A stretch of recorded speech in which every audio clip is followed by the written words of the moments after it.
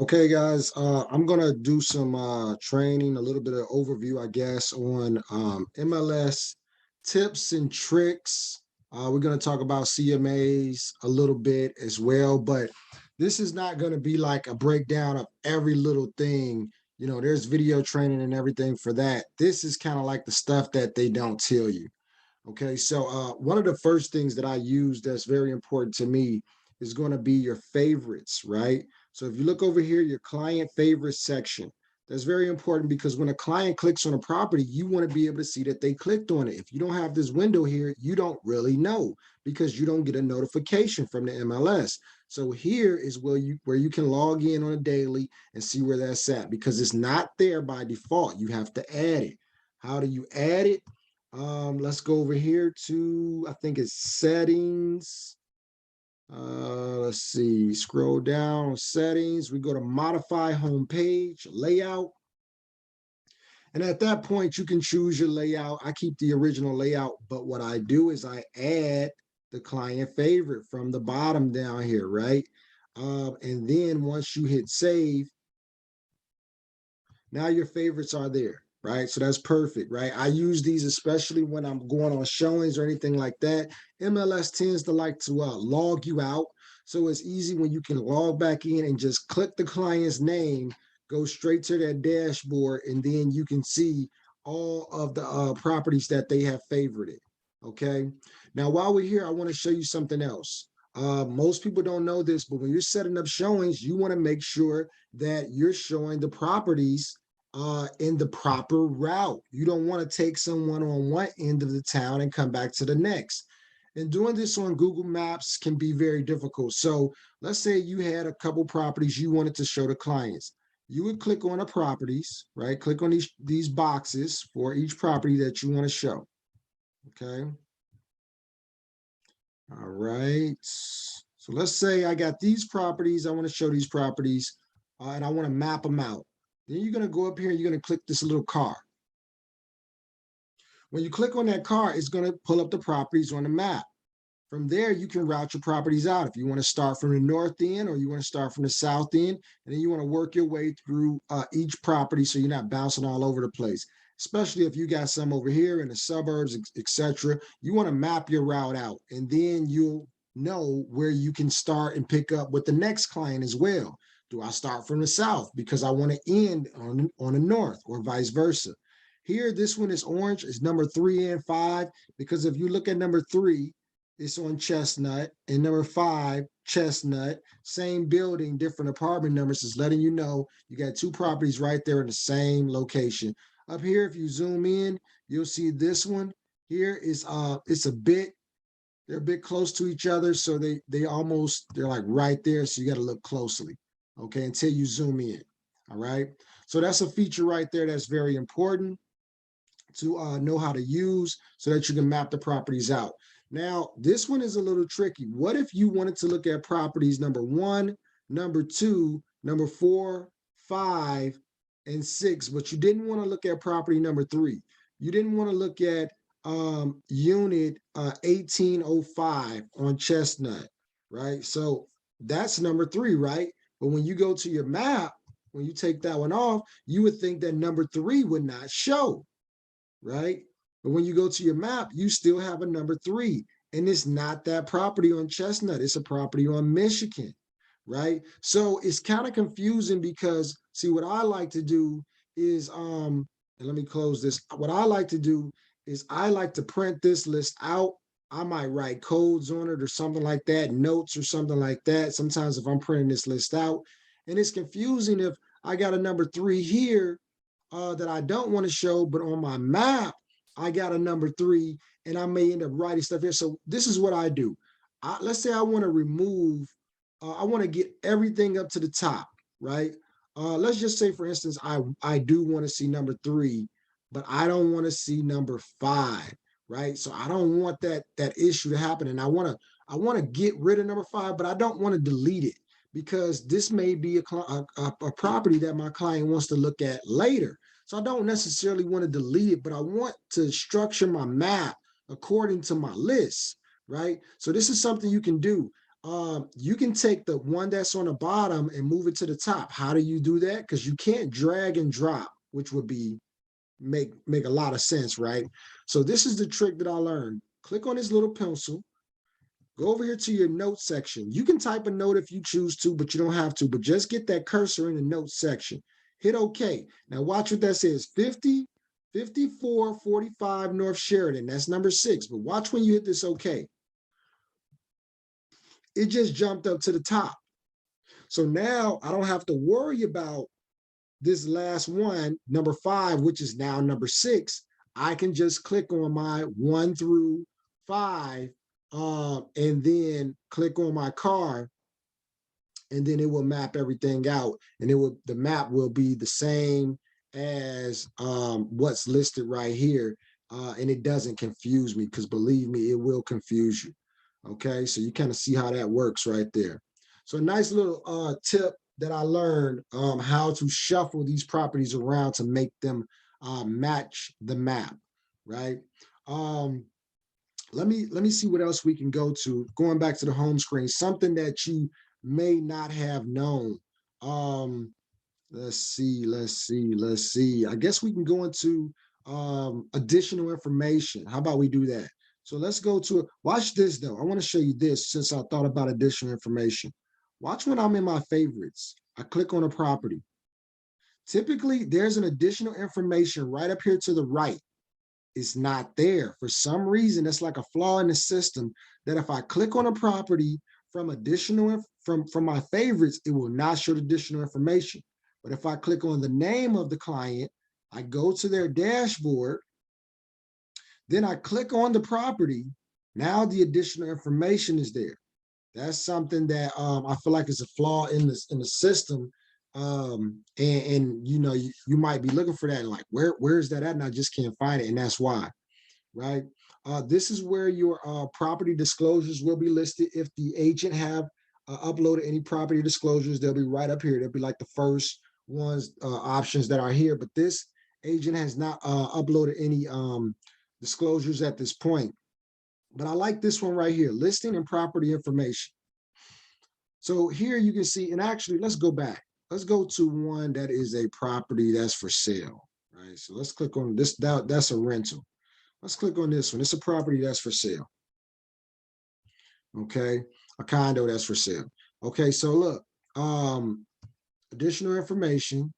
This one has the disclosures, so that's good. You can see that, right? Let's go to listing and property history. So here you can see what's been going on with the property on a market, total market time, 324 days right here, right? And then you can kind of see what's been going on with it. So on 7/30, it was a new listing. And then, you know, on 8/5, you know, it's 2021, it was still showing active right there. Let's see. 2017. What happened with this property? It's still saying active, so I guess that's the last history there. Since then, it's been active, and it's on market for 324 days. Okay, so here, that was an active status. Here, this one was canceled. You can see it went on the market on 2/7. Then it was canceled on 7/27. Then they brought it right back to market on 7/30. So you can kind of see what the history is, contingent, expired. So sometimes you'll see that they're sold, and you can see what the last sold price was, because you can see this goes back pretty far to 2008. It was pending. It closed here on 8/8 of 2008 for 169,000. They're selling it for a lot cheaper right now. Who knows what the condition may have changed, etc. But anyway, that shows you how to kind of look at the property history so you can know what's going on. You know why I like to really look at this property history too is because sometimes a listing will say new, but then when you look at it, it's not really new. It was canceled on 7/27, but then it came back on 7/30, right, as a new property. A lot of times, listing agents will do that to try to get a new buzz around the property. It's the same listing agent, same property, same price. This one, they did a price change. So instead of them doing a price change, they decided to reactivate it as a new listing and do the price change so it looks like it's new. But really it's the same property that they just did a price change on it. But MLS knows that, and they're not going to make that like a day one property. It'll look like it's a day one property, but as you as a realtor can see that it's really been on the market for a lot longer than one day. So that's something that you can pay attention to. Sometimes listing agents will do price changes and it only changed by $1, etc. So this kind of gives you an idea if there's really been a change or is the listing agent trying to get attention to the property, right? So that's valuable. That's valuable information. Another thing that I like to do on the MLS sheet, I like to look at the taxes. Of course, the monthly assessment here, right? You need to know what the monthly assessment is. That has to be calculated, especially on condos, townhomes. Some houses as well have monthly assessments. You want to see here if they got any special assessments, special service fees, master association, etc. I like to look at the taxes, and then I like to look if there's a tax exemption. This one is left blank, so it could possibly not have any tax exemption. Remember that if a property has a tax exemption already, then it's pretty like a homeowner's exemption, then it's pretty much been discounted as far as the taxes go. But if it doesn't have a homeowner's exemption and your clients, this is going to be your client's primary residence, then they will receive a tax reduction in about a year's time, right? If it has a senior exemption, which is like the biggest discount, senior freeze, unless it's a veteran exemption where they're tax exempt, then that's the biggest discount where they're not paying any taxes. But a senior exemption or a senior freeze, that's a pretty big deduction. And if your clients, let's say taxes might say 1,000, taxes might say 500 a year, but if your client is not a senior citizen and they do not qualify for that exemption, then you can expect that their taxes will increase in about a year's time. Okay, but I like to click right here on the PIN number. The PIN number kind of gives you information about the property. You scroll down, you can kind of see what the taxes have been year over year. You can see, if it had any exemptions listed here, it would be there as well. So you can always get some good information when you click on that tax property PIN number. You can see the mortgage history as well and see what the mortgage looks like. What they owe on it, so what they purchased it for, so you can see like, okay, they put down a pretty good down payment, or they didn't put down much, what's left owed on it. It won't always be accurate and true to what's happening right now, but maybe it can give you a snapshot of what's going on, right? While we're here, you definitely want to know how to read an MLS sheet, so definitely go through all of this stuff, know where everything is located. If you're using your phone or if you got printouts when you're at a showing, it's really great to know where this stuff is at, so you're not like looking all over the place. We're going to talk about sale terms, right? As well, because I want you guys to see like how to search and weed out properties using sale terms. And then we're going to talk about this check FHA eligibility too, because when you get into condos, townhomes, right, certain properties won't qualify for FHA. Now they can probably be approved eligible, and you go through like a spot approval or something like that, but those can be difficult at times. But maybe your client doesn't want to go through that. They just want to focus on, or maybe you want to focus on properties that are FHA, whatever the case may be, and you want to weed out what can qualify for FHA to make the process just a little bit more smoother. So let's jump to a search. Let's go to a search on a property. So let's say you're doing a search, right? You're doing a classic search right here. I like to make sure, and just so you know here, up at the top, you can categorize this by street address, MLS. I just do general. You know, I don't do it by MLS number or office number or anything. I keep it general. But then here, this is where you switch out if you want to do you know, 2 units, 2 to 4 units, mobile homes, multifamily, cross property, residential, cross property commercial, because there's different types of residential, single family condo, different types of commercial, or cross property all, where you can have an option to choose from different types of commercial and different types of residential. You know, if you have a client that's looking for one or the other, or maybe both at the same time, right? Of course, you want to weed out your search. Let's say I don't want to look at auction properties. I don't want to look at contingent properties. I don't want to look at temporarily off the market properties. I just want to look at these right here. I'll hit OK. I'll pick a city. Let's just say this first one, Addison. Okay, so we're gonna hit the OK for that. And then let's just say up to 300K. Okay, and then you can put in all your other information here as well. And then just to, so you can see this, if you just hit count, it'll just show you the properties that's there. If you hit view results, it's going to show you all the properties. This is something that I think you need to know. If you click in each box that you like, for the homes that you like, okay, and then you're ready to, you don't have to do them one by one. You can click on everything you like and then hit email, and then you can email the client, right, that you want to send those properties to. Okay, pretty simple. But I want to show you this right here.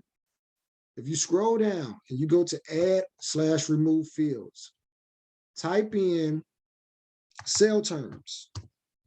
Okay, when you type in sale terms, you add it over here to your filters. Okay, you scroll down. This is a way you can weed out properties. Maybe you just want to search for FHA properties.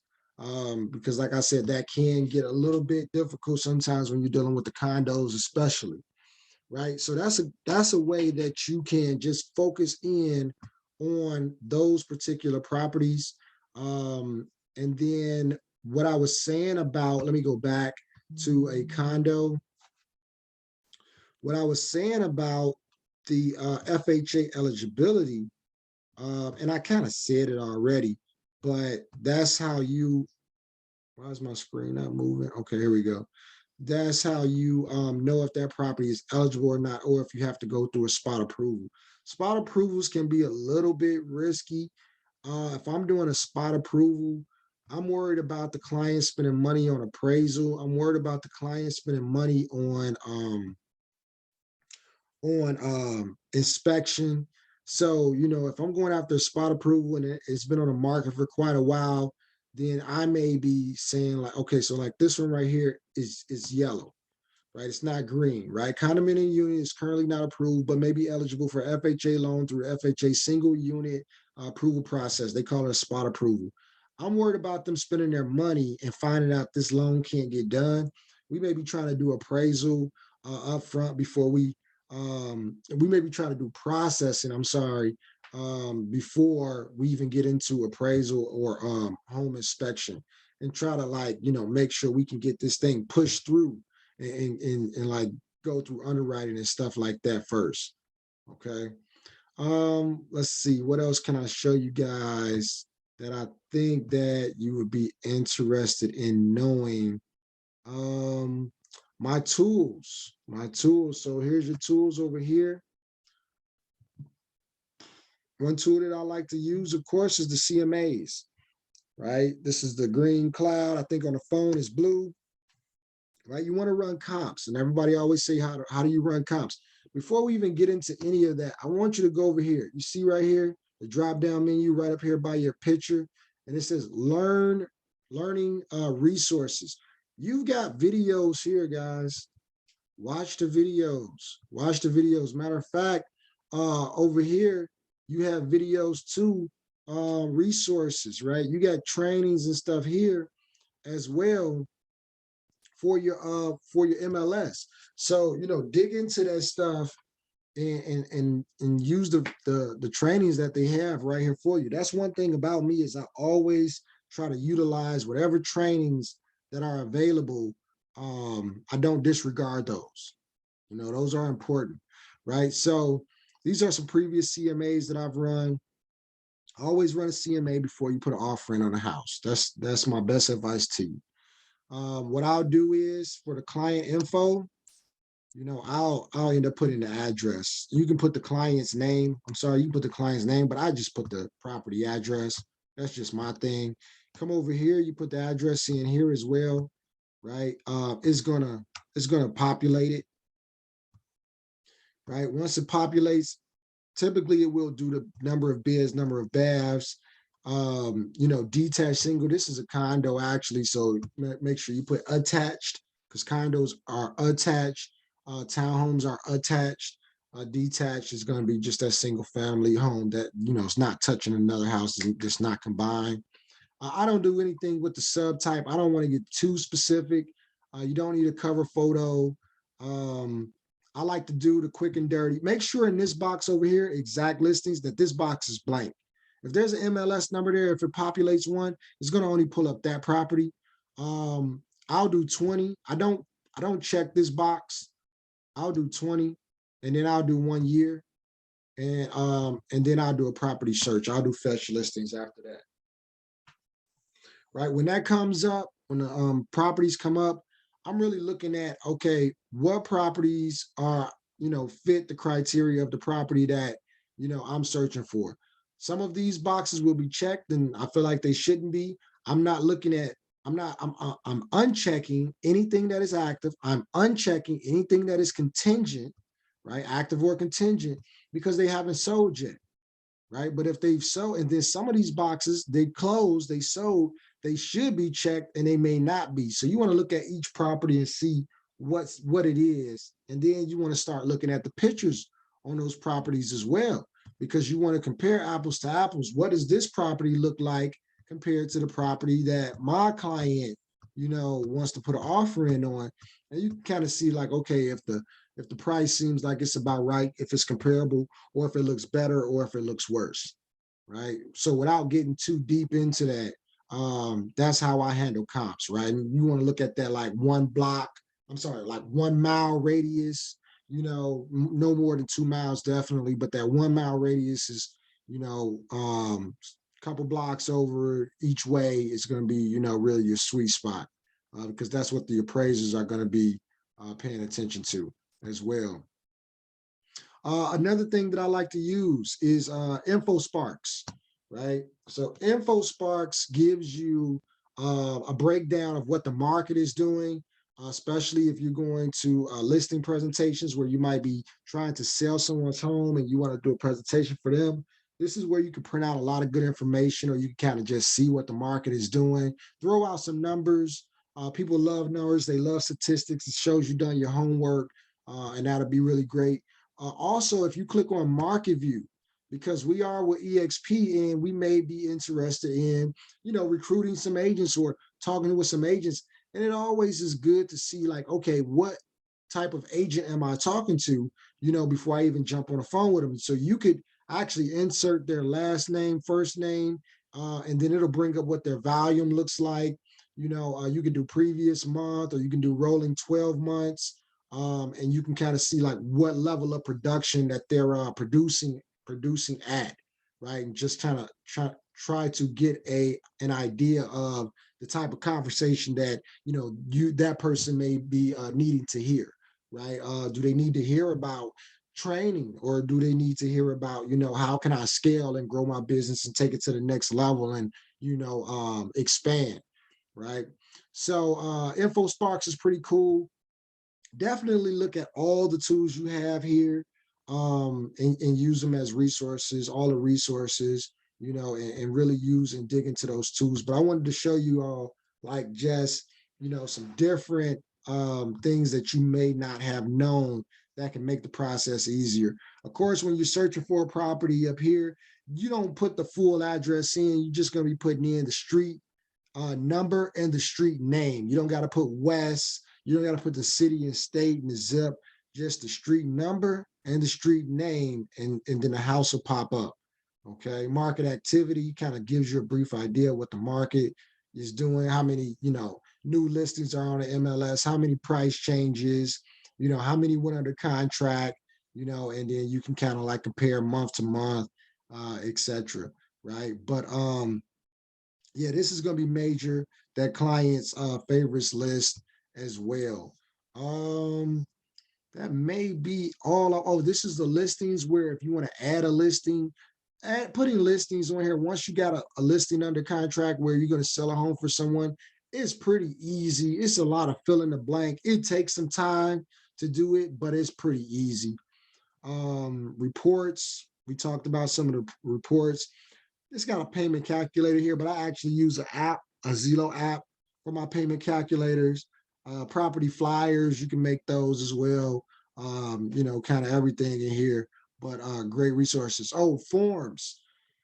If you have a dot loop, DocuSign, you know, digital platform signature, it'll populate forms for you.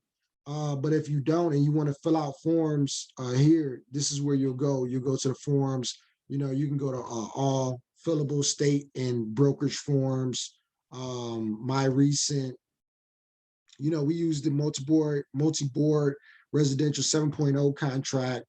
This was an old contract that I wrote a while back, right? But that's where you'll find your contracts and you can fill those out there to kind of get them going. But I like to use third-party sites or, you know, even the digital signature platform we have at EXP for filling out documents. Yeah, pretty much just a crash course of things that they don't really show you. Oh, let me show you this really quickly. This is something that kind of got on my nerves right here. So let's say I click on this property right here, okay, Sheridan. When I click on it, usually that additional information is at the top right corner, but it's not there because I clicked on it from my favorites. But if I click on the client's name, go to their dashboard, and then go to the Sheridan property, now it's there. And I got the drop-down menu and I can get to everything that I need. And I feel like that's a flaw that could be done better with the system. Yeah, but you kind of find out that stuff the hard way, but you know, I'm trying to show you that stuff, you know, here.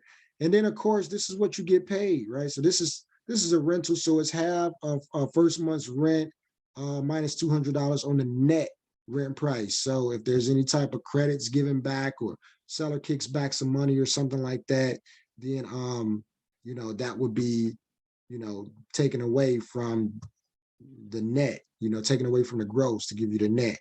On a sales side, you know, you're looking at 2.5% on this one minus the net. So let's say if a property is $200,000 with 5K in seller credit. So now you're getting paid on 195,000 instead of 200K. 195,000 times 2.5%. They don't have any transaction fees, so you're good there. Sometimes it'll say 2.5 minus 300 or something like that.